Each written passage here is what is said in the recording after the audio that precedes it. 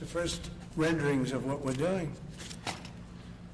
So I want to wish everybody a big hello and Merry Christmas and welcome to Mar-a-Lago for this exciting announcement of the new Golden Fleet. We're calling it the Golden Fleet that we're building for the United States Navy. As you know, we're desperately in need of ships. Our ships some of them have gotten old and tired and obsolete, and we're going to go the exact opposite direction.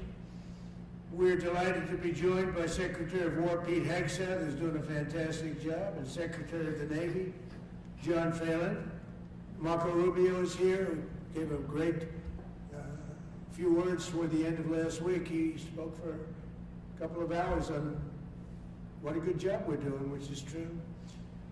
As Commander-in-Chief, it's my great honor to announce that I have approved a plan for the Navy to begin the construction of two brand new, very large, largest we've ever built, battleships. You know, you used to build the Iowa, Missouri, the Wisconsin, the Alabama, many others. We had big battleships. These are bigger, but they will have 100 times they'll be 100 times the force, the power, and there's never been anything like these ships. These have been under design consideration for a long time, and it started with me in my first term, because I said, why aren't we doing battleships like we used to? And these are the best in the world. They'll be the fastest, the biggest, and by far 100 times more powerful than any battleship ever built. So if you look at the Iowa, the Missouri, Wisconsin, Alabama, and others, but they were similar in size, some a little bit bigger than the others, but if you take the biggest one, it's 100 times more powerful. They're longer by a little bit, but and they're bigger ships, but they hold much more. They use the word lethality. Battleships are the largest, sturdiest, and most heavily armed vessel built specifically for naval combat. While America has built many new warships over the years, they've tended to be smaller, much smaller, and not conducive to where we are and where we're going, and peace through strength. But including, we've been building aircraft carriers. We're going to be upping that also. We're going to be going to a superior aircraft. We have the Ford class. We're going to be upping that to a different class of aircraft carrier. And we haven't built a battleship since 1994. These cutting-edge vessels will be some of the most lethal surface warfare ships. They will be actually the most ever built other than our submarines. We have submarines which will have, in many ways, even more lethality, and we have many of them under construction. Each one of these will be the largest battleship in the history of our country, the largest battleship in the history of the world ever built. And again, it's 100 times more powerful than the previous Iowa class, it's called. Those are the big ones that you'd see on a show. Victory at Sea. I don't know if anyone's seen Victory at Sea, but it was a classic.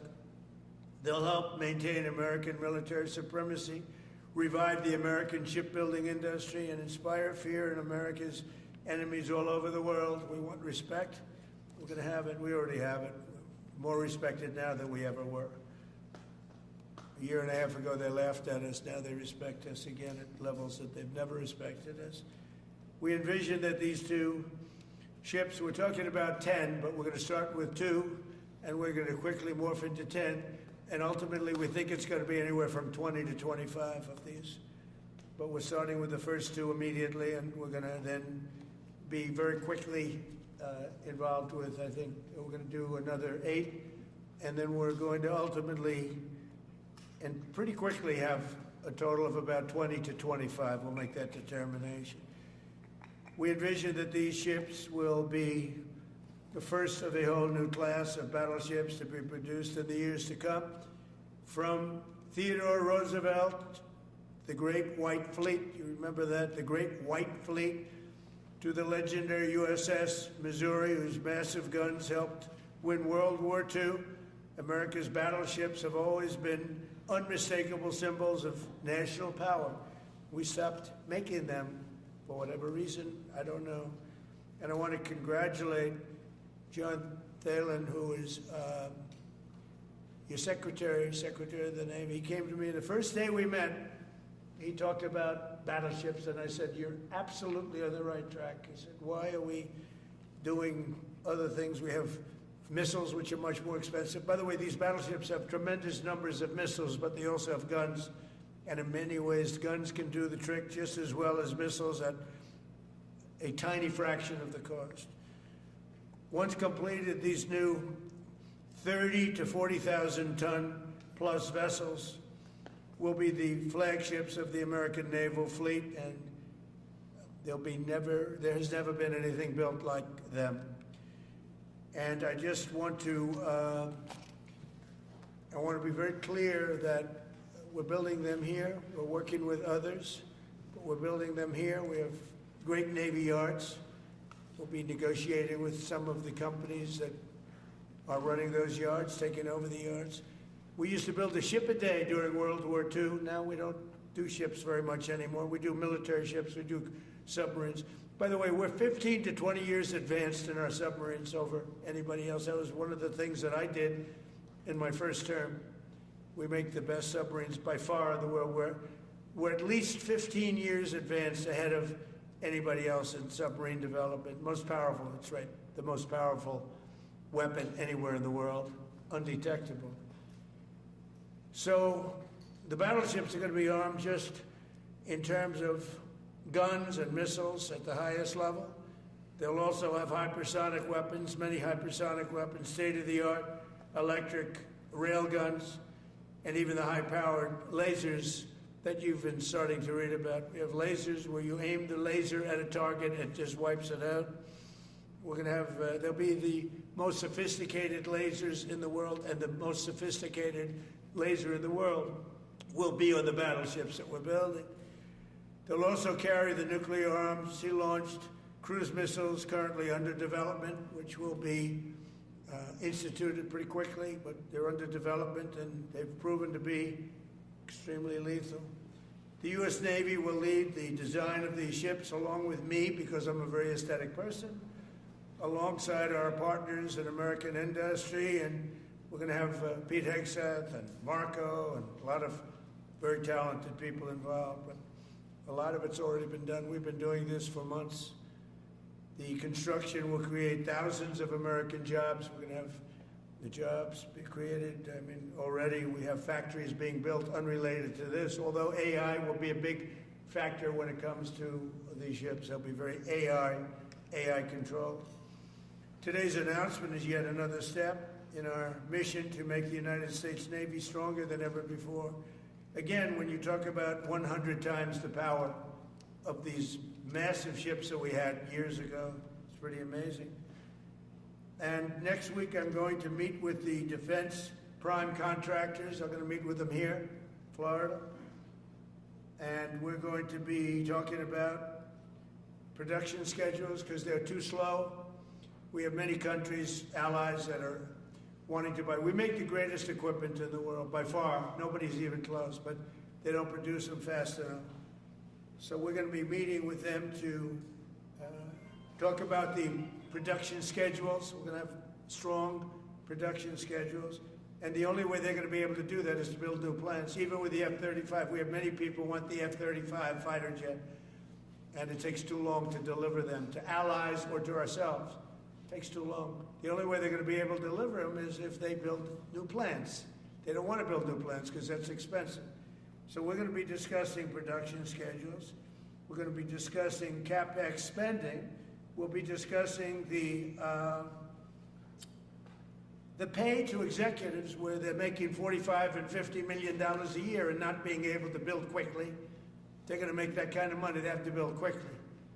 Again, we make the best equipment in the world, but they don't make them fast enough. And we're going to be also discussing dividends. We want the dividends to go into the creation of production facilities. So we'll be talking about all CapEx, dividends, and the pay.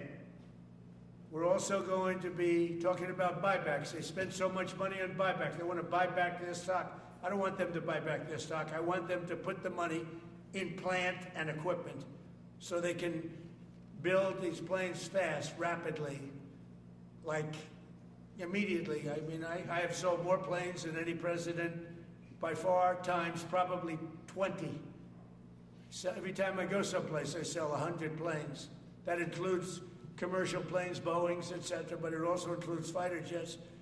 And I'm always having to say 5 years, 6 years, 7 years, helicopters, Apache helicopters, many years. India bought them. They want to get them. They don't want to wait a long time. So we don't want to have executives making $50 million a year, issuing big dividends to everybody, and also doing buybacks. And then they say, well, we don't have the money to build a plant. They got to build plants. Plants to make F-35s, plants to make helicopters, plans to make the F-47 new jet, and that's it. And that's what I'm going to be talking to them about. They're going to start spending money on building airplanes and ships and the things that we need, not in 10 years and 15 years. We need them now. And we're strong about it. Last week, the Navy announced a brand new class of frigate, and they're going to be working with the South Korean company. Hanwha, a good company, recently agreed to invest $5 billion in Philadelphia Naval Shipyard. We're opening up the Philadelphia Shipyard. Once a great yard. Now it was a long time ago decommissioned, but now it's reopening. Working with the Navy and working with private companies. The record-setting defense bill I signed last week authorized $26 billion to build new ships, including destroyers and various others. We already have a lot of submarines, as you know, under construction. We're building a lot of submarines. I tell you, to be exact, we have right now 15 submarines under construction or ready to start. And we have, again, the greatest submarine in the world with our technology, like they talk about chips. Well, I would say submarines are a bigger deal than chips. We're at least 15 years ahead of any other competitor. China, Russia, nobody can come close. We're also building right now 3 large aircraft carriers in addition to the ones we have. And we have, actually, interestingly, we have a lot of submarines. How many submarines do we have now altogether, approximately? Sir, over 30 huh? today. What? Over 30. We have over 30. But these are the super duper subs, and there's nothing like them. So we're going to be doing from 12 to 15 brand new submarines. We have a couple of other things going on.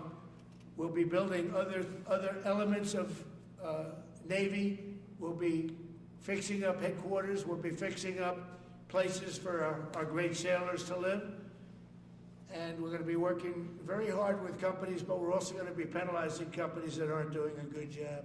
For instance, when they built the Ford, Gerald Ford, the cost overruns were ridiculous. That was done in Norfolk, Virginia. We're going to be talking about that with that company. The cost overruns were out of control.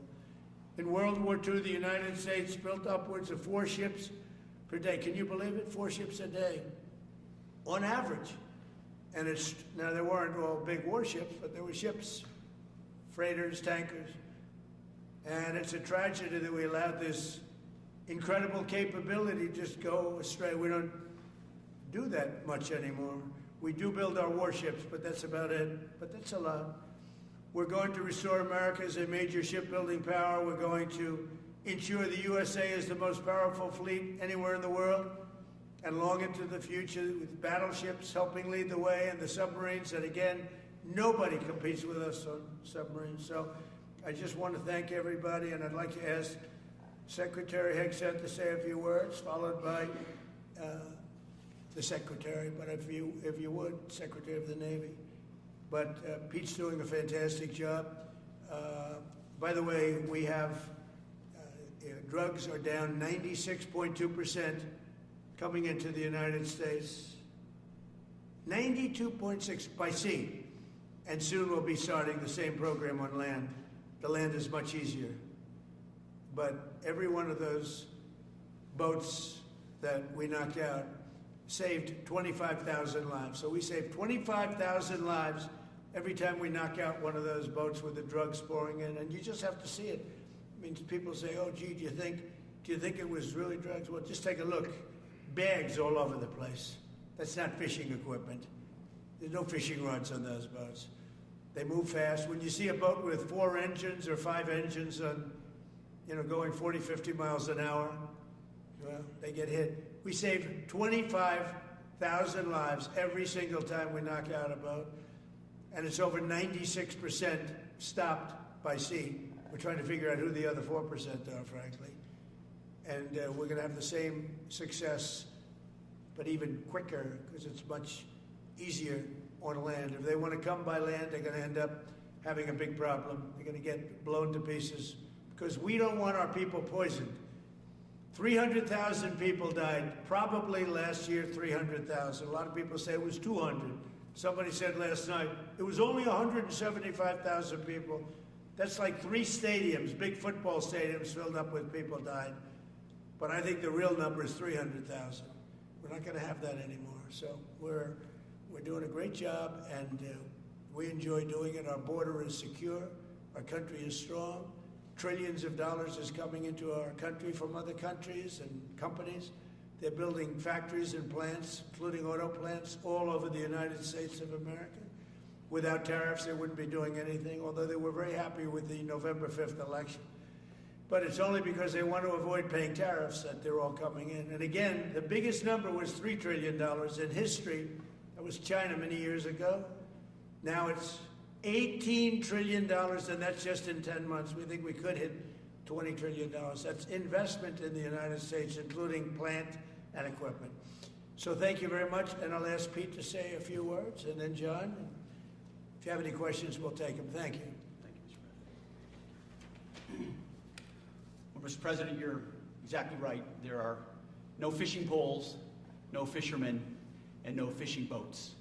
Just drug dealers and narco-terrorists. And with every strike, we're saving American lives. No other president was willing to do real deterrence. That's exactly what's happening. It's an honor to be here, Mr. President, Mr. Secretary, Secretary Rubio, to talk about what peace through strength really looks like. You can talk about it, or you can invest in it, and you can build it.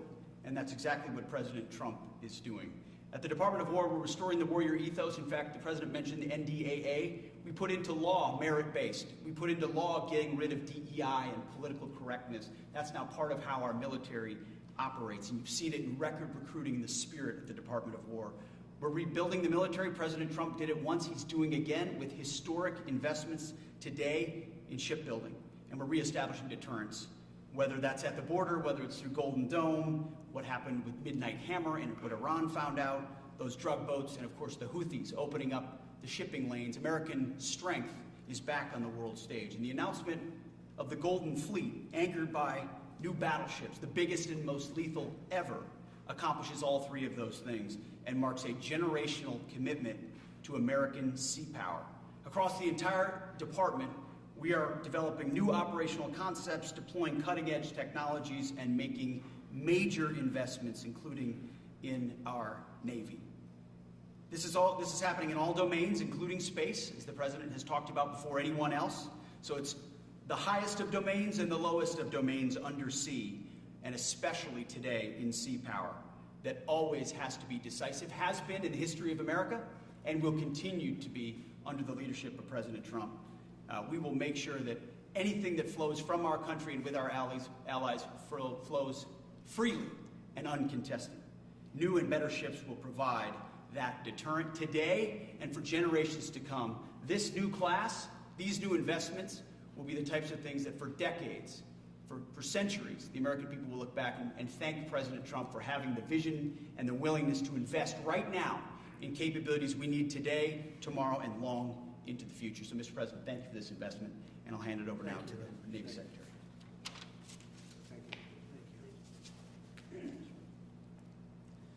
Mr. President, Secretary Hegseth, Secretary Rubio, thank you for being here on a very consequential day.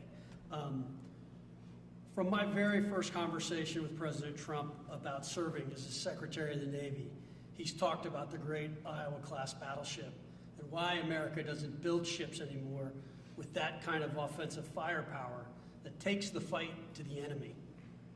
During my time in the job, I've talked extensively with our combatant commanders, like Admiral Paparo and Admiral Cooper, and our CNO, Admiral Cottle. And what I've learned is that not only is the President's idea a good one, it's something that Navy desperately needs and now has a formal requirement for. The future Trump-class battleship, the USS Defiant, will be the largest, deadliest, and most versatile and best-looking warship anywhere on the world's oceans. I want to thank the President for his vision to make this game-changing capability for the United States Navy. The Iowa was designed to go on the attack with the biggest guns, and that's exactly what will define the Trump-class battleships. Offensive firepower from the biggest guns of our era. This ship isn't just to swat the arrows. It is going to reach out and kill the archers. And for the first time in generations, we'll have a new leg in America's nuclear deterrence, because the Trump-class battleship will carry the nuclear-armed, sea-launched cruise missile. Striking dominance isn't all that the Trump-class battleship brings to the fight at sea. It has the size and capacity to serve as a flagship for our fleet commanders so that they can command and control naval forces far out to sea. As shown in the series, and the President mentioned it, Victory at Sea, Admirals Bull Halsey and Raymond Spruance commanded the war in the Pacific from their battleship flagships during World War II. Now this new battleship will command everything from warships to drones and everything in between. We're going to make battle groups great again. And this is just one piece of the President's golden fleet that we're going to build with the investments he talked about. A new frigate, the right frigate, the one our warfighters have told us they need. More amphibious power for our Marines with new capabilities like the medium landing ship. As part of the Navy's high-low mix, we're moving out aggressively on unmanned vessels with funding from the President's One Big Beautiful Bill to bring options to the fight and pull new, non-traditional defense partners into the American shipbuilding ecosystem. And we're making a generational investment in support ships. Logistics wins wars, and that kind of shipbuilding is the spark that will ignite the industrial base and help power the commercial shipbuilding that the President has called for. Under your leadership, Mr. President, we will have more tonnage and firepower under construction than ever before in our history. Building the President's Golden Fleet means jobs across the United States now. There'll be work for shipyards everywhere, from Philadelphia to San Diego, from Maine to Mississippi, from the Great Lakes to the Gulf Coast. And for manufacturers that will build components for this battleship in every state. The President has been clear. We must bring back our American maritime industrial might. And he has told me many times that as Secretary of the Navy, it is my job to equip our sailors to win the fight at sea with the finest ships in our history. To conclude, the USS Defiant battleship will inspire awe and reverence for the American flag whenever it pulls into a foreign port. It will be a source of pride for every American when it brings home our brave sailors who will sail defiant, raise their fists, and say, "We are peace through strength." And our adversaries will know when the Trump-class USS Defiant appears on the horizon, American victory at sea is inevitable. Thank you, Mr. President. Now when a conflict arises, you are going to ask not one, but two questions. Where are the carriers and where are the battleships? Thank you. Thank you very much.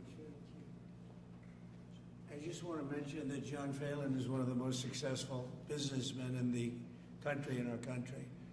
Been a tremendous success, and he wanted to do this, and for nothing, he's taken probably the largest salary cut in history, but he wanted to do it. He wants to rebuild our Navy, and you needed that kind of a brain to do it properly. So I just wanted to give you a little information on him, which is probably enough.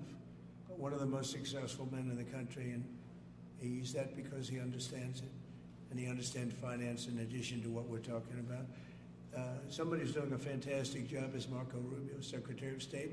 And Marco, maybe say a few words, and then we'll answer some questions. Thank you. Thank you, Mr. President. And I don't have much to add. This is a phenomenal presentation. Thank you, Mr. President. This is American industrial power returning. This is the ability, once again, to rebuild, to have industry in the United States. This is generational in the change, not just in terms of applying American war power, increasing our ability to protect the seas. The U.S. Navy is the single biggest source of peace in the world of all of our forces because it gives us a global footprint. But it rebuilds American industrial capacity. The ability to make things again in our country has been critical to what the President's agenda has been all about, and this is a tangible reminder of it. And I know the country's grateful for it, and generations of Americans will be grateful for it. So thank you. Thank you, Marco. By the way, I think I'd just like to point out that these ships are made of steel as opposed to aluminum. It's a big difference, as you know. Battleships, the great battleships, had 6- and 7-inch steel hulls, and these are going to be likewise made out of very powerful steel. Our steel industry is coming back very strongly, by the way. It's coming back at record numbers, and we're going to be using them for the steel, but as opposed to an aluminum side, which, in all fairness, is not the same. So, John, we're going with all steel, I understand. And it's going to be something that people are surprised, more expensive, but not even comparable in terms of the importance and the strength. Yeah, please. What's your timetable for these first two ships, and do you see them as a Yeah, counter to China? we're going to start almost immediately, and we'll probably talking about 2.5 years. And in terms of the mission, do you see it as a counter to China? It's a counter to everybody. It's not China.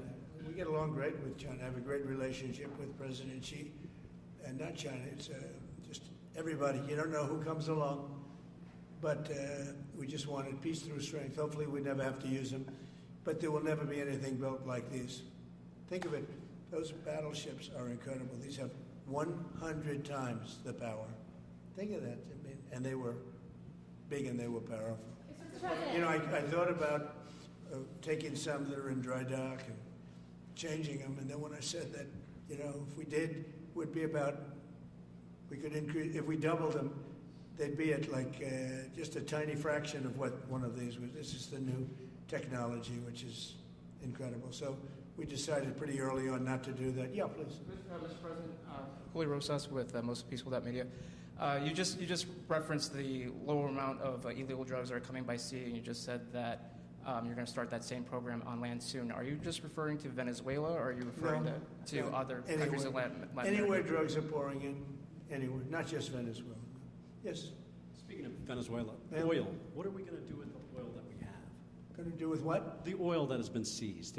The United States seized 1.9 million barrels of oil on December 10th. We're going to keep it. We're keeping it. Where's it? Are we going to sell it or put it in the strategic? Maybe we'll sell it. Maybe we'll keep it. Maybe we'll use it in the strategic reserves. We're keeping it. We're keeping the ships also. Yeah, please. About Venezuela, sir, have you spoken to American oil companies that have had their assets seized about what a post-Maduro Venezuela would mean for them, of what coming back and restarting operations? The big ones, yeah. I have. Yeah, please.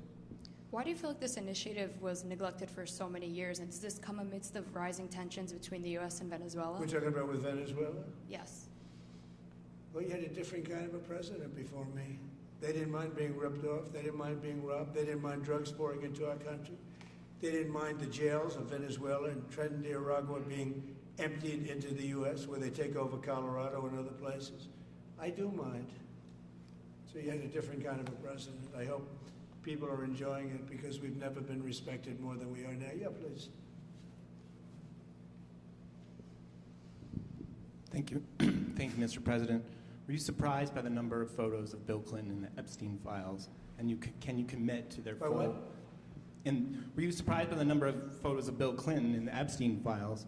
And can you commit to their full release by the end of the year? Some of the victims were protesting that too many of them were redacted. I know there are a lot of people that are angry about all of the pictures of other people, you know, but I think it's terrible. Look, I like Bill Clinton. I've always gotten along with Bill Clinton. I've been nice to him. He's been nice to me. We've always gotten along. Respect him. I hate to see photos come out of him, but this is what the Democrats, mostly Democrats, and a couple of bad Republicans are asking for. So they give you their photos of me too. Everybody was friendly with this guy. either friendly or not friendly, but he was around. He was all over Palm Beach and other places. The head of Harvard was his best friend, Larry Summers, and Bill Clinton was a friend of his. But everybody was. I actually threw him out of Mar-a-Lago, and as a person that was in Mar-a-Lago, I threw him out. This is Mar-a-Lago. It's the hottest place I think it's the hottest place in the world, but it's the hottest place in Florida. And everybody would come here. He'd come here. We actually threw him out. But no, I don't like the pictures of Bill Clinton being shown. I don't like the pictures of other people being shown. I think it's a terrible thing.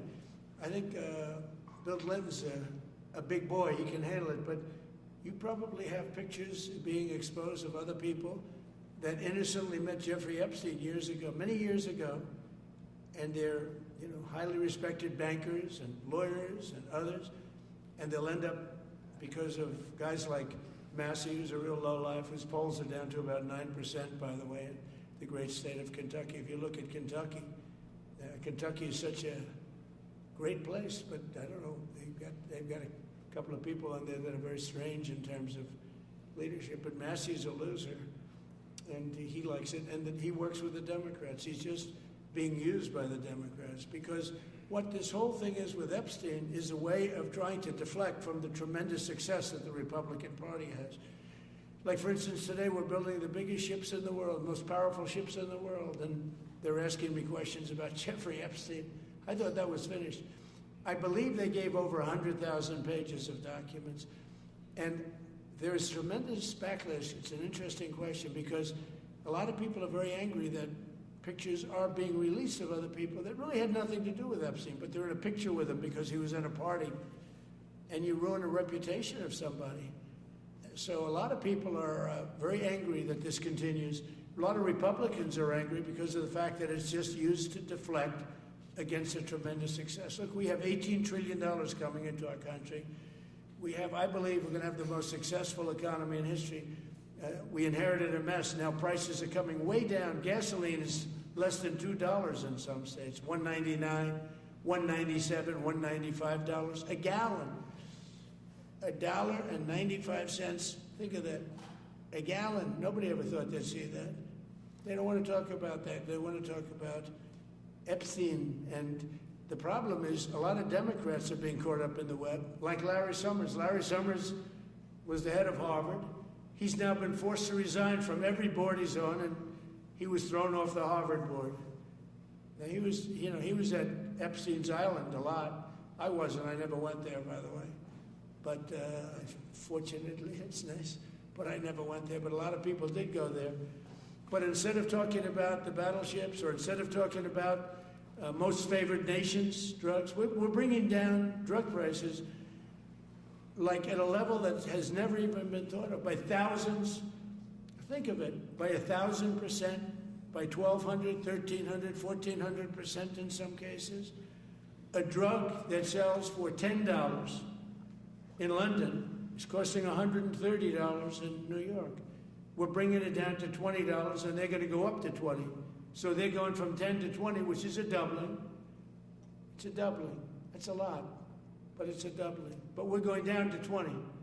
So we're going down, if you can do your own math, but it's 2,000%, 3,000%. It's pretty amazing. And the New York Times had a story about it, a small story, way in the back of the paper. It's the single biggest thing to happen with respect to drugs probably in 50 years. It's never been anything like this. In my first term, I was able to get drug prices down 0.25%. It's the first time in 28 years that they went down. 0.25%. I was so proud of myself. Now we're doing them 2,000%, 1,500%, 1,200%. That pill that sold for $130 will now be selling, as an example, for $20, because the rest of the world took advantage of us. Without tariffs, I could have never done it. I called up the heads of the countries. As an example, France, I spoke to a very good man, President Macron of France, and I said, Emmanuel, you have to raise your drug prices. He said, no, we will not do that. I said, you have to. He said, no, I don't want to do that. Look, you're asking me if we go to $10 to $20, you're going to come way down to 20. We don't want to do that. Now, in all fairness, no other president even tried. But if they did try, there was actually a fake story in stupid USA Today. I didn't even think they'd make it anymore. I haven't. But I saw a story where Biden was trying to do this. Biden never tried to do it. Biden didn't know he was alive. He never tried to do it. But they're taking it from $10 to $20. So he would say, and the other leader said the same thing. No, we won't do it. I said, no, you're going to do it 100%. They said, nope, we're not doing it. We're not going to double our price. Because, again, if you go from $10 to $20, they're doubling their price. We're coming now, though, from $130 to $20, because we're going to get the lowest drug prices in the world. Whatever the lowest price is called favored nations. We're going to have the lowest price. So I said, no, you're going to. No, I will not do this. Politically, it's unacceptable. I said, Emmanuel, you're going to do it 100%. Please accept it now. Be nice. You're going to do it 100%. No, I will not. I said, yes, you are. He said, why do you keep telling me I am when I'm not? Because if you don't do it, I'm going to put a 25% tariff on everything France sells into the United States of America. And that's approximately 20 times more than I'm asking for with respect to drug prices. He said, I see. I agree to do it. Every other country said the exact same thing. They all said, no, I will not do it. I said, all right, on Monday morning you'll have the 25% tariff, everything you sell. In the case of France, it was wine, champagne, cars, everything they sell. It's 25 to 30 times the price of what we're talking at 25%. Every single country agreed. And that was a big problem. The drug companies were difficult, but fine, because we have a certain control over the drug companies. We had no control over these foreign nations. So every single country has agreed to do this. So we will take that pill price down as an example, talking about not just pills, we're talking about everything. We'll take it down from $130 a pill down to $20 a pill. And the rest of the world will take it from $10 a pill up to $20. It's the biggest thing ever to happen, and it's covered, barely covered in the New York Times, because it's a fake newspaper. Yeah. Mr. President, on shipbuilding, how does the administration plan to ensure that there's sufficient workforce availability as you're producing these ships? Could you speak up? How does the administration plan to ensure there is sufficient workforce availability as you're producing these ships? We're going to have we're going to have tremendous workforce availability. We're also going to have robots helping us. We're going to have a lot of robots helping us because we need it. And because we're going to town, we're building a lot between the AI and the auto plants. So we're going to need robots. We're going to have robots, but that's going to help us. We're going to have a tremendous workforce. And in order to operate you're always going to need people. You know, you can have robots, but you're going to have to get somebody to start those robots, and you're going to have to improve the robots. But we're going to have robotic factories plus manpower. So we're going to have enough. We're going to need the help of robots and other forms of, I guess you could say, employment. We're going to be employing a lot of artificial things, but the beauty is we're going to have more jobs than we've ever had. Just so you know, a number came out the other day. We have more jobs right now in the United States. More people are working right now in the United States than at any time in the history of our country. Think of that. Pretty amazing. So we'll have the help of, mechanical help, if you want to call it that, but we'll have tremendous employment. They'll be paid a lot of money. They'll do better than they ever did. Okay? Mr. President, some may have been expecting a different kind of announcement today, hearing your Secretary of War and Secretary of State here.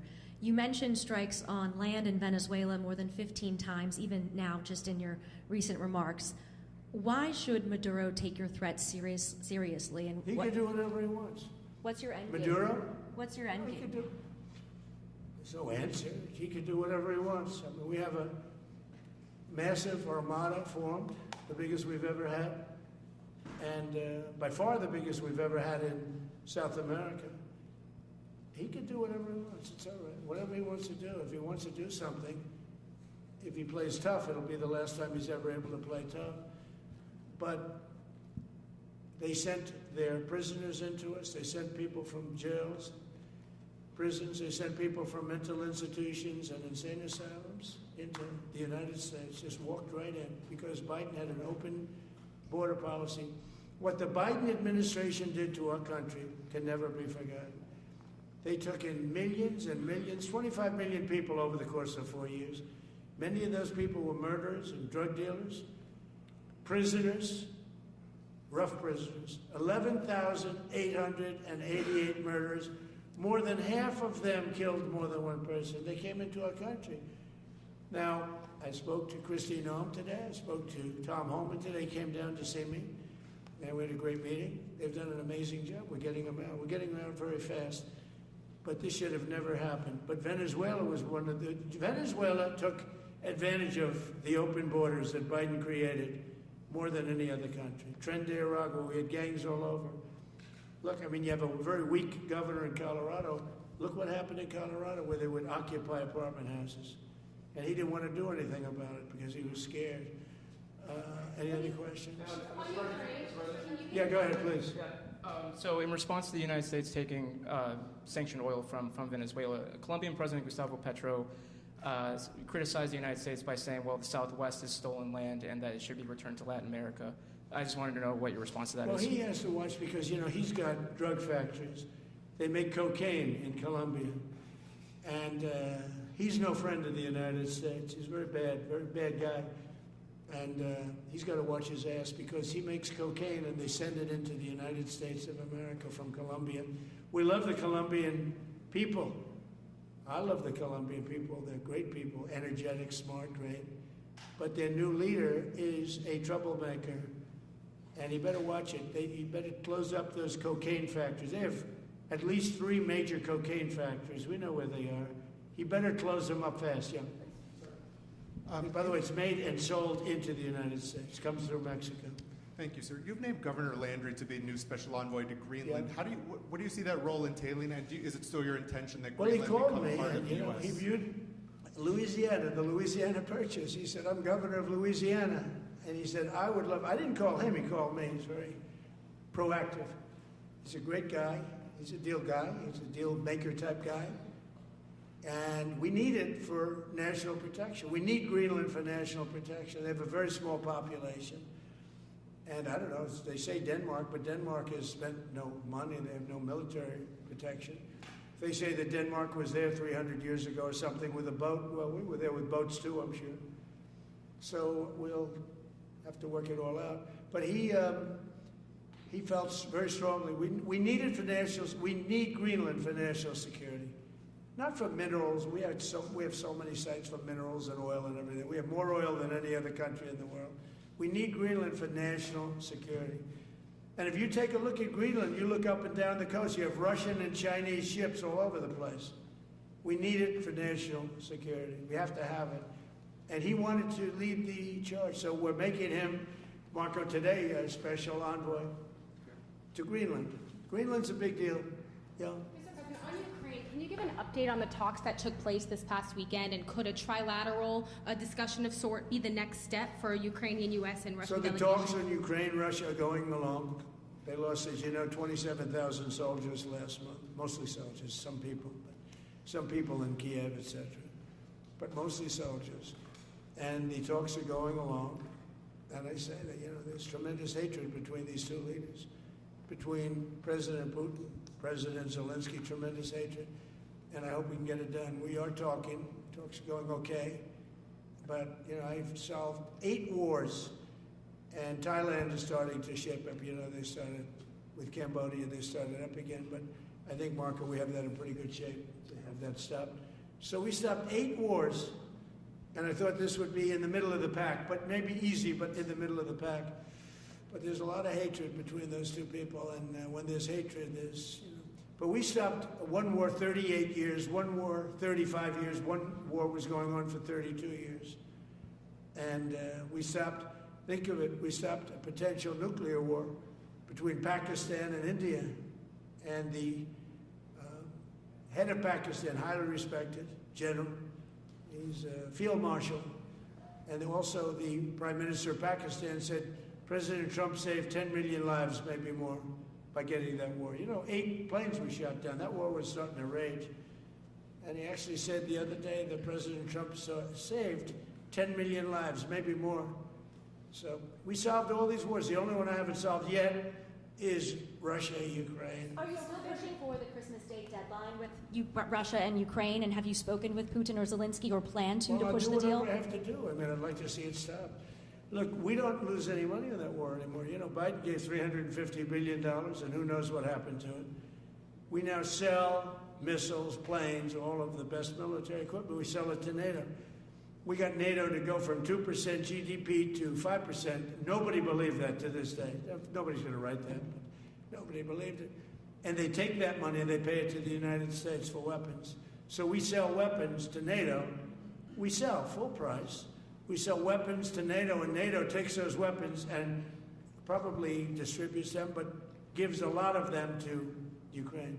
So we don't lose any money like we did with Biden. He was spending money like a fool. He was a fool. What he did to our country is so horrible. But he gave $350 billion between cash, gave a lot of cash, $350 between cash and weapons. You remember at the beginning of that whole thing, I gave them javelins. Javelins are the anti-tank busters. And President Obama at the time gave them sheets. I gave them javelins. They gave them sheets. But you know, the bottom line is time for, I think they're all tired of that war. Everyone's tired of that war.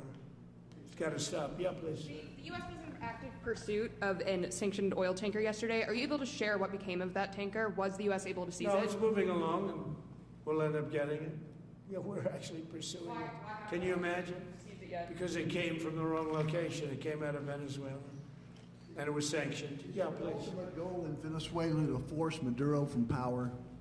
Well, I think it probably would. I can't tell that. That's up to him what he wants to do. I think it would be smart for him to do that. But again, we're going to find out. Look, Venezuela did terrible things to the United States. They sent hundreds of thousands of people, millions of people, into our open border. They sent their criminals, they sent their prisoners, they sent their drug dealers, they sent their mentally insane and incompetent people into our country more than any other country. Others did too. The Congo did. Others did too. And we just let them come right in because we were run by a stupid president. But you don't have a stupid president anymore. Mr. President, have you set up the meeting with the health care insurers just yet? And what are you hoping to get? How I'll be setting it up. I think we're going to meet with the healthcare insurers, the insurance companies. So what I'm asking for in healthcare is very simple. Obamacare is a disaster. I call it the Unaffordable Care Act. Unaffordable as opposed to it's unaffordable. They're going to have a tremendous increase in premiums, which is Obamacare, which is them, the Democrats' fault. They'll try and blame Republicans. It has nothing to do with us. It's the Democrats' fault. What I want to do is we spend hundreds of billions of dollars a year that go to insurance companies. I want that money to go to the people and let the people buy their own health care. And everybody loves it. It's become our issue.